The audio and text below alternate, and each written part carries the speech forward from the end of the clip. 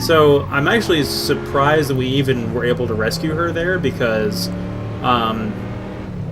I guess Bungie just decided to fuck off. Like, he just didn't... Oh dear.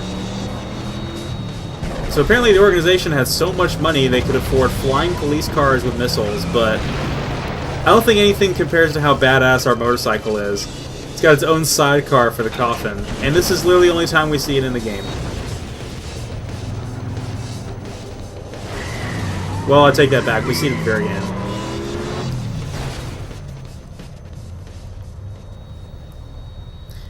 Interestingly enough, in the anime, he doesn't technically have that motorcycle.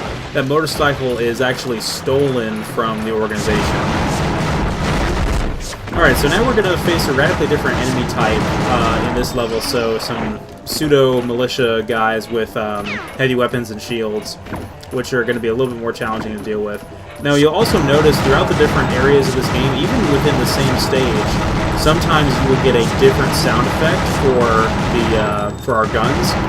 And I think that's just contextual. It depends on the area that you're in. Like, obviously, this area is going to have a lot more echo to it, so they went with a different sound effect.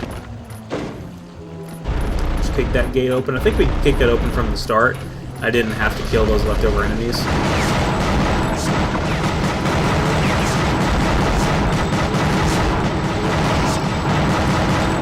You also may notice the poor draw distance in this level to insinuate the darkness.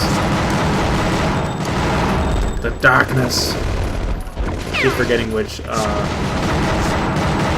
I have to go down.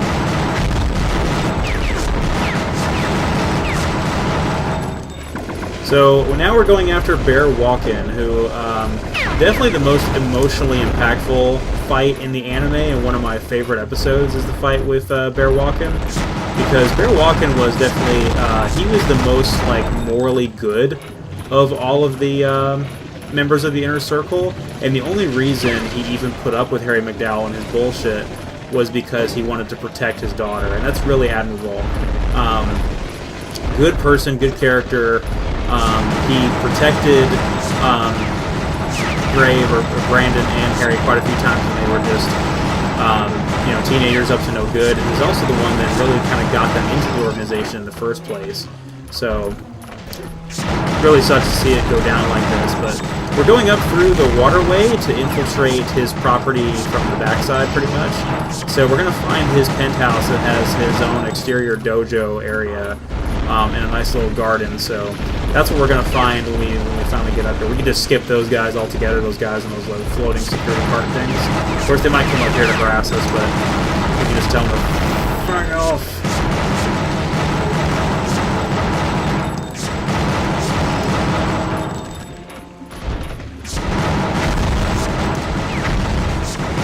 We got a flamethrower enemy over here as well, which I don't think I've ever really taken much damage from. Like, you don't even notice that they're there because they don't have enough range to really do anything.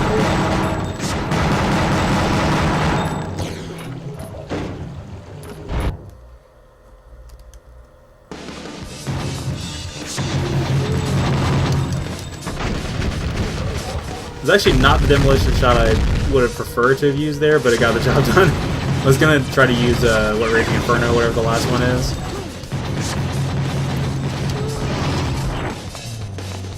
June is like, he's like, look, it's Gungrave. There's enemies and they have to die. I don't know if that's me trying to like justify Bear Walken or anything, but he is objectively correct.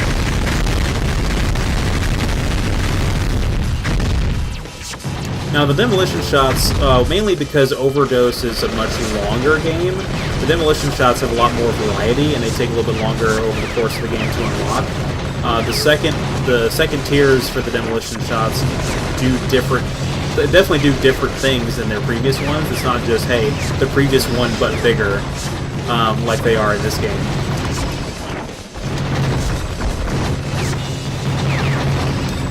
The shields don't really seem to be doing a good job of deflecting bullets for them. Alright, so this part is an auto-scroller. There's not a whole lot we can do to speed this up except for, you know, just keep killing enemies. Eventually, as we go up this elevator, there's going to be another elevator that's going to appear beside us, and we're going to eventually leave this shaft and everything will be open on all sides of us.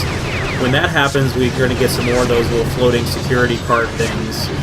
Kind of reminds me of the little security drone things from the Empire in Final Fantasy VI. Those little floating things. It's just like a flying gun turret that you just kind of stand on. It's kind of awkward looking. There we go.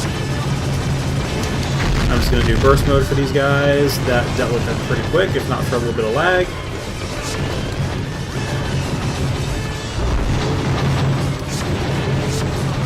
He barely managed to make it over here before he died. How is that elevator going faster than ours? Are they slowing our elevator down somehow? If they could slow it down, then why not just stop it altogether? That's never happened before. These guys getting like right up in my face like that where they can't even hit me anymore.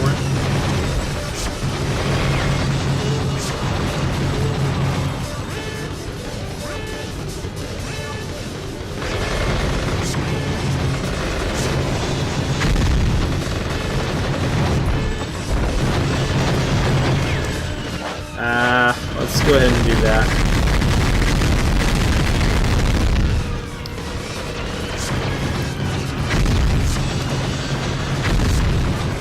I guess I can say I didn't have too many demolition shots back when I had like 5 or whatever.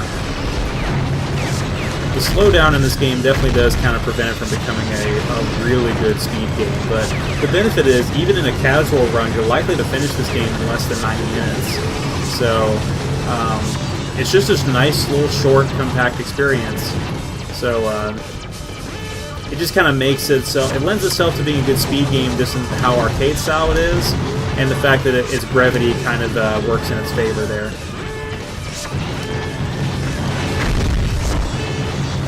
This guy's trench coat. Look a little out of place next to all these, like, militia guys with your angsty trench coat there. I mean, we're kind of wearing a trench coat too, so I guess I'm not going to complain.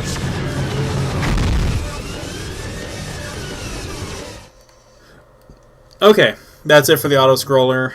So now on to Bear Walkin's penthouse. With the nice little archways there. There's like a head over there of some idol, or maybe it's a Buddha.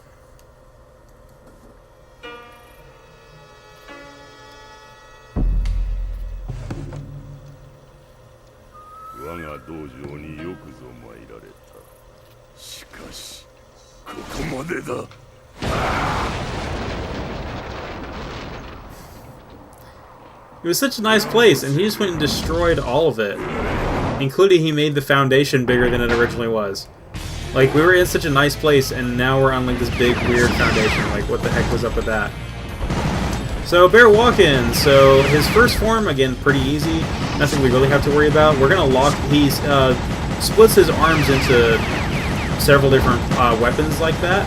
So we need to lock on to each of them. And as we decrease his health, those weapons will kind of pop off and destroy, which decreases the types of different attacks he has. He has like a machine gun arm and like a shotgun arm. I think he has a melee attack as well. So we should have him down. There we go. Wasn't the fastest Form 1 of him ever, but his second form can be pretty challenging.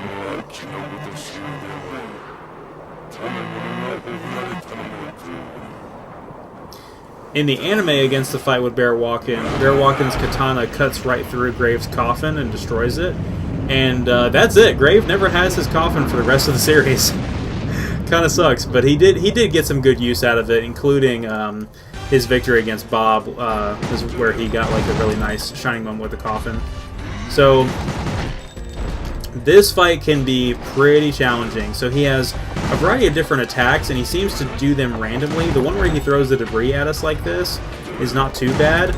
And then there's that one shockwave attack that he did there. This one right here, where he swings toward us, though, that is the real son of a bitch, because after he's taken so much damage, he'll continue to just roll the roller like right over us, and there's like very little we can do about it. So using the claw grip technique that I talked about to have a lock on to him at a greater distance can really be to your advantage, because you have to have a certain amount of distance from him to be able to dodge that. but you also don't want to be too far away where you can't lock onto him and deal damage, so that's kind of the dilemma of this fight. And it just absolutely is a time sink. I'm going to go ahead and heal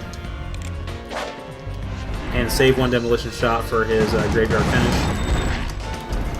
There's not really much we can do against that shockwave attack. Our jump is so slow that it's really not practical to try to jump over that.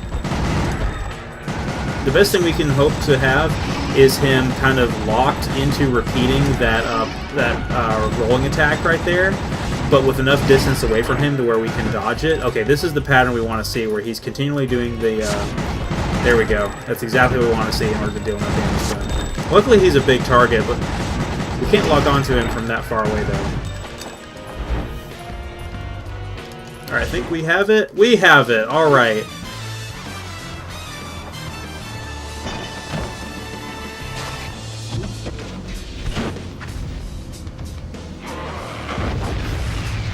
Wow. Knocked him flat on his ass. So that was a pretty good fight in terms of execution, but it was pretty slow, so I'm not super